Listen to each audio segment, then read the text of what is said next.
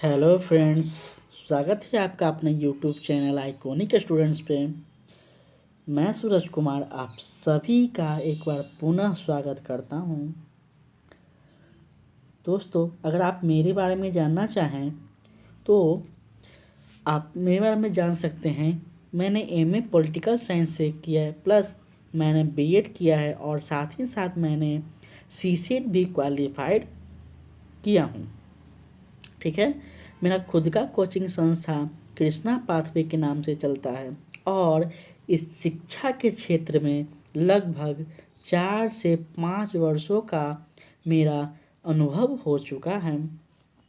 ठीक है, उसके बाद अगर हम लोग अपने टॉपिक की ओर चलें तो हम लोग सबसे पहले देखे थे कि सिविक्स में क्लास 10 का अध्ययन कर रहे थे, जिसमें हम लोग सत्ता की साझेदारी का विस्तार से अध्ययन किए थे। ठीक है, उसके बाद आज है जो राजनीतिक दल एवं उसके कार्य प्रणाली का अध्ययन करने वाले हैं। इसका हम लोग कुछ निम्न बिंदु का अध्ययन पिछले क्लास में हम लोग कर चुके हैं। अगर आप लोग उस वीडियो को नहीं देखें तो प्लीज़ आप उस वीडियो को पहले देख लें, उसके बाद आप इसको देखें तो ज़्यादा बेटर आपके लिए होगा। ठीक है, हम लोग यह देखे थे कि लोकतंत्र क्या होती है, लोकतंत्र में जनता का किस प्रकार से भागीदारी होती है। उसके बाद हम लोग देखे थे कि लोकतंत्र में राजनीतिक पार्टियां का क्या महत्व है, राजनीतिक पार्टियां का सिंबल का क्या महत्व है और विपक्षी दल का क्या महत्व है। इन सभी बातों पे हम लोग कल अध्ययन किए थे। आज का हम लोगों का जो कल हम लोग जहाँ से क्लास का अंत किए थे, हम लोग आज से वहाँ फिर से अध्ययन करेंगे, जो कि देखेंगे हम लोग कि आज हम लोग कहाँ हम लोग का छोटा था उसका हम लोग देखते हैं। सबसे पहले हम लोग देखिए, यहाँ पे हम लोग अध्ययन किए थे कि राजनीतिक पार्टियाँ के बारे में हम लोग समझ रहे थे कि अंतर्राष्ट्रीय पार्टियाँ क्या होती है, राष्ट्रीय पार्टी क्या होती है और क्षेत्रीय पार्टी किसे कहते हैं, इसके बारे में हम लोग अध्ययन कर रहे थे, जिसमें हम लोग राष्ट्रीय जनता दल के बारे में कल अध्ययन किए थे। ठीक है, आज हम लोग इसके आगे देखेंगे राजनीतिक दल एवं उसके कार्य प्रणाली का पार्ट सेकंड, जो कि हम लोगों का बच गया था, उसका हम लोग अध्ययन करने वाले हैं। इसमें हम लोग क्षेत्रीय पार्टी का अध्ययन कर रहे हैं, जिसमें यह जनता दल यूनाइटेड के बारे में हम लोग आज अध्ययन करेंगे। ठीक है, पिछले क्लास में आप सबको बता दिए हैं कि पार्टी का अपना एक क्या होता है, उद्देश्य होता है, एक समूह होता है और पार्टी का एक अपना चिन्ह होता है, जिसके इस सिंबल के से ही वह पार्टी की क्या होती है, पहचान होती है। ठीक है, तो प्लीज़ आप लोग पहला वीडियो को देख लें तो आपको ज़्यादा यह समझ में आएगा, नहीं तो अभी समझ में नहीं आएगा, सोचेंगे ये सर क्या क्या बोल रहे हैं। इसलिए मैं आप लोग को रिक्वेस्ट कर रहा हूँ कि पहला वीडियो आप लोग ज़रूर देख लें, पार्ट 1 को। चलिए हम लोग समझते हैं राजनीति जनता दल यूनाइटेड के बारे में। जनता दल में बार बार बिखराव हो जा रहा था, अर्थात 1999 में जनता दल से अलग होकर शरद यादव के नेतृत्व में जनता दल यूनाइटेड का गठन किया गया व बाद में जॉर्ज फर्नांडिस के नेतृत्व में क्या किया गया, तो समता पार्टी का जनता दल यूनाइटेड में विलय किया गया। ठीक है, इस बात को समझेंगे कि जनता दल जो था वो बार बार उसमें क्या हो रहा था, बिखराव हो रहा था, बार उसमें कुछ ना कुछ आपस में झगड़े हो रहे थे, खटपट हो रहे होंगे। ठीक है, तो यह देखकर क्या हुआ, 1999 में जनता दल का गठन किया गया, किनके द्वारा, तो शरद यादव के द्वारा किया गया। जनता दल यूनाइटेड नामक एक संगठन का गठन किया गया। बाद में इस संगठन का जॉन फर्नांडिस के द्वारा क्या किया गया, समता दल का, ठीक है, समता दल का उस पार्टी में विलय किया गया। विलय का मतलब होता है उस पार्टी में मिला देना। ठीक है, तो यूनाइटेड जनता दल का नाम जनता दल यूनाइटेड के नाम से यह जाना गया। ठीक है, उसके बाद है लोक जनशक्ति पार्टी की यह सिंबल है, बंगला छाप इसका सिंबल है। वर्ष 2000 ईस्वी में क्या हुआ था, रामविलास पासवान के नेतृत्व में लोक जनशक्ति पार्टी का गठन किया गया था। इस पार्टी का भी मुख्य विचारधारा या हम कह सकते हैं इस पार्टी का मुख्य उद्देश्य दलित एवं पिछड़ों का विकास, सामाजिक न्याय की स्थापना पर बल देना था। ठीक है, सभी पार्टियां का आप उद्देश्य जब अवश्य याद रखें। ठीक है, नेक्स्ट है समाजवादी पार्टी, जिसका सिंबल साइकिल छाप है। ठीक है, 1992 में स्थापित यह पार्टी मुलायम सिंह यादव के नेतृत्व में कार्य कर रही थी। यह दल बहुराष्ट्रीय कंपनियां के आंतरिक प्रवेश का विरोध करता है। ठीक है, जो बहुराष्ट्रीय मतलब बाहर के जो कंपनियां थी उनके प्रवेश पर यह विरोध जता रहा था। इस पार्टी का क्या था? इस पार्टी का कथन था कृषि तथा छोटे उद्योग के विकास एवं सामाजिक न्याय की स्थापना करना इसका मुख्य उद्देश्य था। नेक्स्ट है झारखंड मुक्ति मोर्चा, झामुमो जिसे हम कहते हैं। ठीक है, और इसका सिंबल है, आप ये देख सकते हैं, धनुष छाप इसका सिंबल है। ठीक है, झारखंड मुक्ति मोर्चा का गठन 1973 में बिहार में ही हुआ। ठीक है, सन 2000 ईस्वी में बिहार से अलग होकर झारखंड राज्य बना। इसके बाद मुख्य कार्य इसका झारखंड हो गया। ठीक है, आपको पता होना चाहिए कि झारखंड 2000 ईस्वी से पूर्व यह बिहार का ही एक भाग था, बिहार का ही एक पार्ट था, जो कि क्या हो गया 2000 ईस्वी में इसका विभाजन कर इसे अलग राज्य का दर्जा दिया गया। चलिए आगे हम लोग समझते हैं आम आदमी पार्टी, जिसके संस्थापक श्री अरविंद केजरीवाल जी हैं। ठीक है, इनका सिंबल झाड़ू छाप है। आम आदमी पार्टी की स्थापना 26 नवंबर 2012 ईस्वी को हुई। आम आदमी पार्टी सामाजिक कार्यकर्ता अरविंद केजरीवाल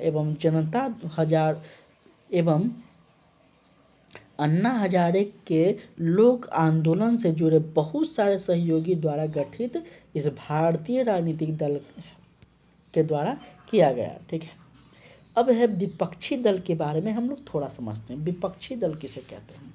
वैसे मैं आपको बता दिया हूँ कि विपक्षी दल का कार्य क्या होता है और इस किसे कहते हैं विपक्षी दल।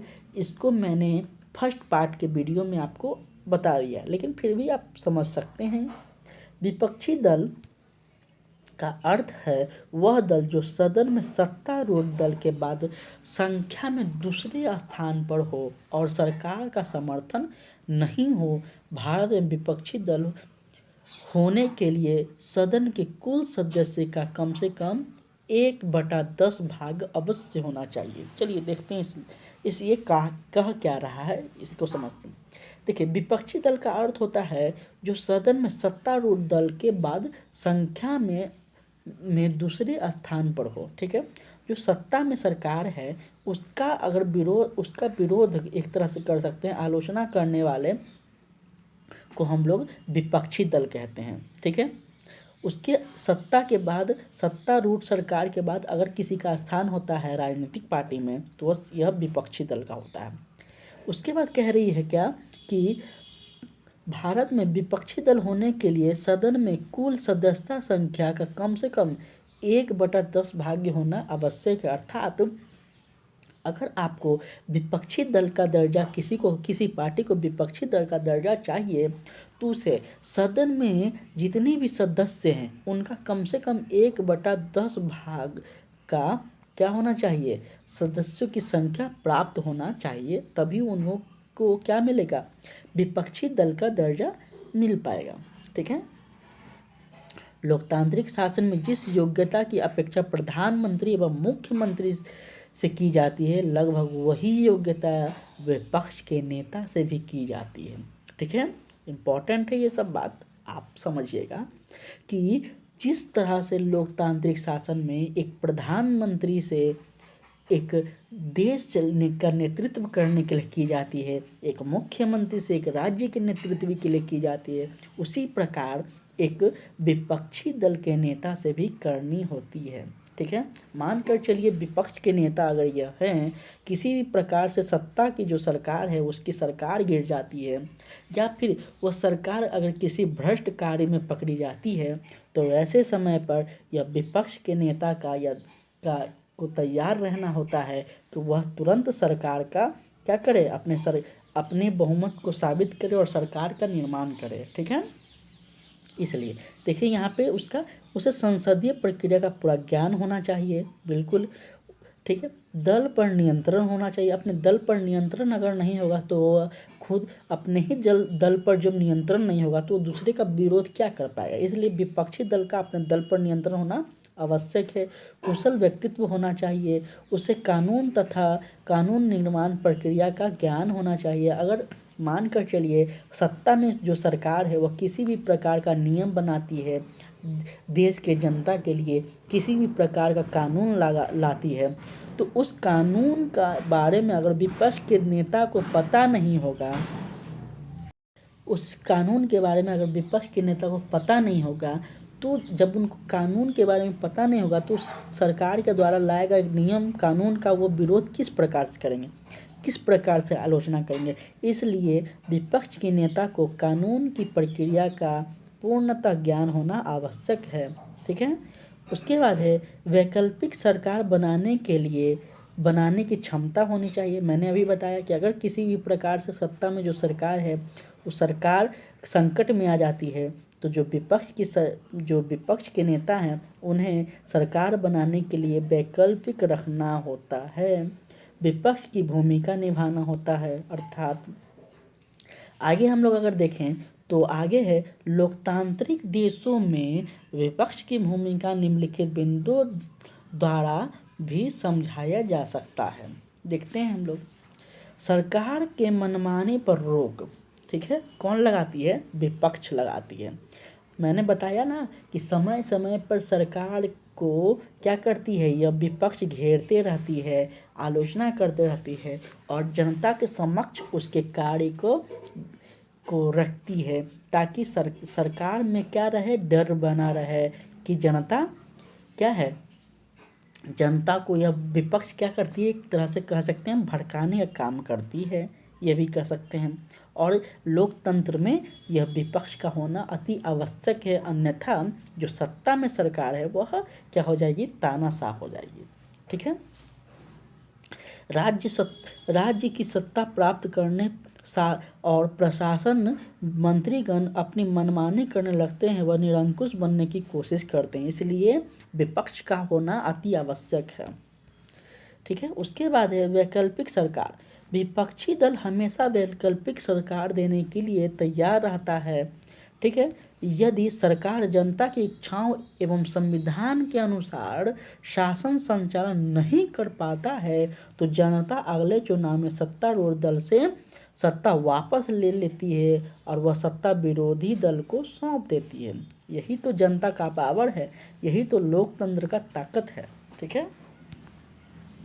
आगे अगर हम लोग देखें तो आगे चलते हैं। प्रशासन में शून्यता नहीं, जो क्या है, लोकतांत्रिक शासन व्यवस्था में कई बार यह भी देखा गया है कि अपनी निश्चित अवधि या कार्यकाल पूरा होने से पहले कई बार सरकार त्यागपत्र दे देती है।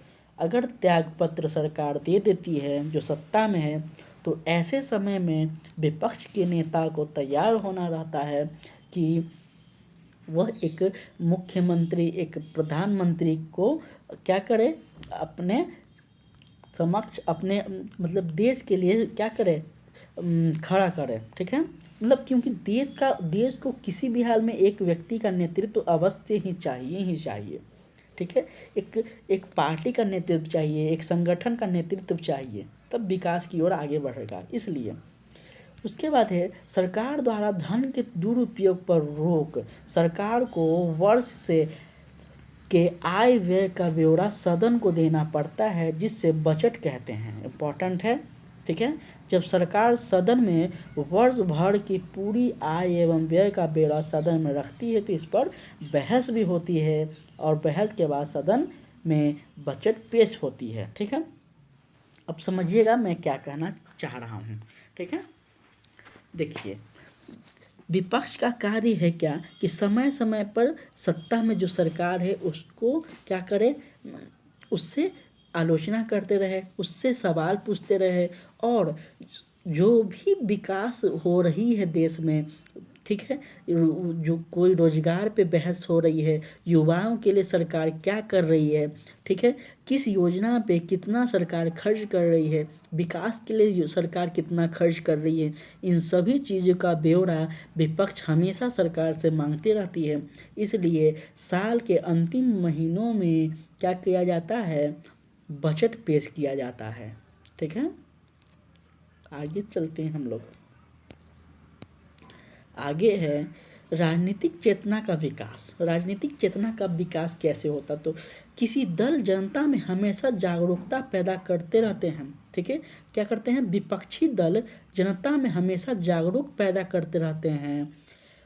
विपक्षी दल सरकार की नाकामी को जनता तक पहुंचाते हैं और जनता को सरकार की गलत नीतियां के खिलाफ जागरूक करते हैं। विभिन्न तरह के आंदोलन, हड़ताल आदि सरकार पर दबाव बनाते रहते हैं। ठीक है, यह सब विपक्ष के बारे में इतना ज़्यादा आपको हम नोट्स में बता दिए हैं कि हमको नहीं लगता है कि आप क्लास 10th में हो, 12th में हो, या फिर किसी भी एग्ज़ाम में हो, अगर इतना लिख देंगे तो आपका मार्क्स कटेगा, क्योंकि हम 2 कदम आपके लिए एक्स्ट्रा ही सोच कर चलते हैं। मेरा टारगेट सिर्फ बोर्ड नहीं है, मेरा टारगेट ऐसा है कि मेरे जो चैनल पे बच्चे पढ़ें वो मतलब एक योग्य बच्चे कहलाएं, एक पढ़े लिखे मतलब टैलेंटेड बच्चे कहलाएं। ठीक है, हाँ, थोड़ा थोड़ा कभी कभी गलतियाँ हो जाती है, तो उसके लिए फिक्र नहीं करना। अगर कहीं गलती होती है तो आप प्लीज़ कमेंट करना ना भूलें। मैं बार बार इस चीज़ को कह ही देता हूँ, मैं गलती को स्वीकार कर लूँगा। प्रेशर ग्रुप, दबाव समूह किसे कहते हैं, देखिए सब समझते हैं हम लोग एक एक करके। राजनीतिक प्रक्रिया में दबाव समूह की विशिष्ट महत्व है। ठीक है, राजनीतिक प्रक्रिया में दबाव समूह का विशिष्ट महत्व है। आधुनिक काल में दबाव समूह लोकतंत्र को मजबूत किया है। राजनीतिक व्यवस्था में दबाव समूह लोकतंत्र को मजबूत किया है। वह राजनीतिक व्यवस्था में दबाव समूह का महत्व एवं योगदान इतना बढ़ गया है कि इन्हें राजनीतिक क्रियाशीलता एवं सार्वजनिक नीतियों को लागू करने का एक साधन के रूप में स्वीकार कर लिया गया है। यह दबाव समूह का कार्य कुछ है। ठीक है, आगे है उपयुक्त परिभाषाओं के आधार पर दबाव समूहों पर 4 प्रमुख स्पष्ट होते हैं। 4 प्रमुख स्पष्ट होते हैं, जो कि पहला है दबाव समूह अपने उद्देश्यों की प्राप्ति के लिए नीति निर्माताओं को प्रभावित करते हैं। ठीक है, नीति निर्माता कौन हो सकते हैं, जो शासन प्रशासन में है वही नीति निर्माता होंगे। उसके बाद है दबाव समूह का संबंध विशिष्ट मसलों से होता है। फिर है दबाव समूह राजनीतिक संगठन नहीं होते हैं और ना ही चुनाव में भाग लेते हैं। ठीक है, ये चुनाव में भाग नहीं लेते, मतलब दबाव समूह का मतलब क्या होता है, उनके पार्टी के सदस्य जो होते हैं उनके कार्यकर्ता तक सभी लिए जाते हैं। दबाव समूह का हित जब खतरे में होता है तो वो सक्रिय बन जाते हैं। ठीक है, दबाव समूह के महत्व को अगर हम लोग देखें तो देख लेते हैं एक बार दबाव समूह के महत्व को। ये सब बोर्ड एग्जाम में आपसे नहीं पूछेगा, हाँ, लेकिन जब मैं टॉपिक उठाया हूँ तो टॉपिक से सारा मतलब एक भी डाउट ना रहे, मेरा यही प्रयास है। चलिए देखिए दबाव समूह का महत्व अत्यंत व्यापक होता जा रहा है। अधिकांश देशों में संविधान द्वारा दबाव समूह के विकास के लिए उपयुक्त सुविधाएं प्रदान किए गए हैं। दबाव समूह उपयोगिता तथा महत्व के प्रमुख कारण निम्नांत है। लोकतांत्रिक प्रक्रिया की अभिव्यक्ति के रूप में दबाव समूह लोकतंत्र की अभिव्यक्ति का साधन माना जाता है। ठीक है, लोकतांत्रिक प्रक्रिया में दबाव समूह लोकतंत्र का अभिव्यक्ति का साधन माना जाता है। यह लोकमत तैयार करता है और लोगों को जागरूक करता है। दबाव समूह क्या करता है, लोगों को जागरूक करता है, लोगों के बीच मध्यस्थता का काम करता है, सरकार की योजनाएं को जनता तक पहुंचाता है और जनता की समस्या को सरकार तक पहुंचाता है। मतलब हम कह सकते हैं कि सरकार और जनता के बीच एक पहिए का काम करता है, एक पुल का काम करता है, एक ब्रोकर का काम करता है। ठीक है, आगे है शासन के लिए सूचना एकत्रित करने वाले संगठन के रूप में दबाव समूह सरकार एवं शासन की सूचना एकत्रित कर लोगों तक पहुंचाती है। दूसरी ओर दबाव समूह शासन की सूचना के आधार पर शोध करते रहते हैं तथा आंकड़े इकट्ठे करते हैं जो शासन संचालन में सहायक हो। नेक्स्ट है शासन को प्रभावित करने वाले संगठन के रूप में। देखिए इसे समझते हैं हम लोग। जनसंख्याओं को समाधान करने के लिए दबाव समूह शासन पर जन समस्या के अनुरूप कार्य योजना बनाने और उन्हें उसी अनुरूप लागू करने के लिए हड़ताल, बंद, धरना, प्रदर्शन व आदि द्वारा दबाव डालती है। किस पे? शासन पर। समझ गए? जो सत्ता में सरकारें हैं उन पर किस प्रकार से दबाव डालती है? कोई हिंसा नहीं, बस शांति से क्या करेंगे? हड़ताल करेंगे, धरना करेंगे, प्रदर्शन करेंगे, मतलब यही सब करेंगे। ठीक है, उसके बाद है व्यक्ति और सरकार के बीच संचार के साधन दबाव समूह हैं। ठीक है, मैंने पहले ही बताया व्यक्ति और जनता और किसके? सरकार के बीच का काम करते हैं।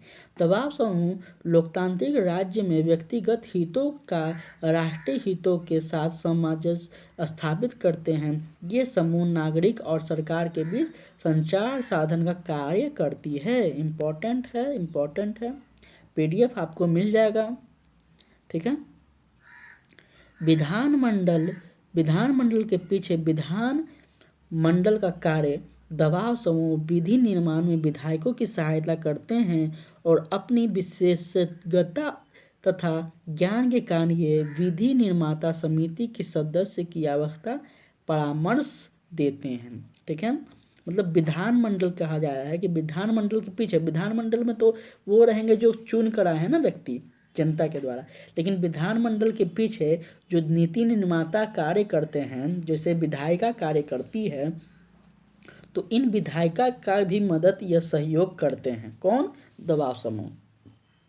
ठीक है, तो उम्मीद करते हैं कि आपको सत्ता में साझेदारी और आपको सत्ता में कार्य प्रणाली की पूरी तरह से यह चैप्टर समझ में आ गया होगा। ठीक है, अगर समझ में नहीं आया है तो प्लीज़ एक बार कमेंट कर दें। ठीक है, ताकि मैं आपको फिर से एक बार इस वीडियो को दोबारा आसान से आसान शब्दों में समझाने का प्रयास करूं। किसी भी भाई बहन को, किसी भी को यह वीडियो समझ में नहीं आया हो, यह चैप्टर समझ में नहीं आया हो तो एक बार ज़रूर कमेंट करें, और अगर आया भी है तो कमेंट करना ना भूलें, ताकि मुझे पता चल पाएगा कि मैं जो कर रहा हूँ वह सही दिशा में जा रहा है या फिर नहीं। कम से कम इतना तो बता ही दीजिए आप लोग। ठीक है, इतना आपके लिए मेहनत करते हैं, पूरा बुक पढ़ते हैं, 2-3 तरह का बुक अलग अलग पढ़ते हैं ताकि कोई गड़बड़ ना हो। उसके बाद आपके लिए नोट्स बनाते हैं। आपको इधर उधर बिल्कुल भी नहीं जाना, बुक तो छूना ही नहीं है। मैं बार बार कर रहा हूँ, बुक छूना नहीं है। आपको नोट्स तक मैं दे रहा हूँ फ्री ऑफ कॉस्ट। नोट्स पढ़िए, वीडियो देखिए, नोट्स पढ़िए, वीडियो देखिए, नोट्स पढ़िए, बस इतना काम कीजिए।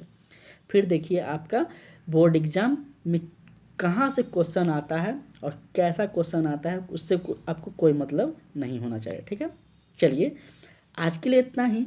पहले आप लोग वीडियो को लाइक एंड सब्सक्राइब करना ना भूलें, चैनल को वीडियो को लाइक एंड शेयर करना ना भूलें, चैनल को सब्सक्राइब करना ना भूलें। ठीक है, और अपने भाई बहन दोस्तों को बताना तो ज़रूर ना भूलें। आज के लिए इतना ही। जय हिंद, जय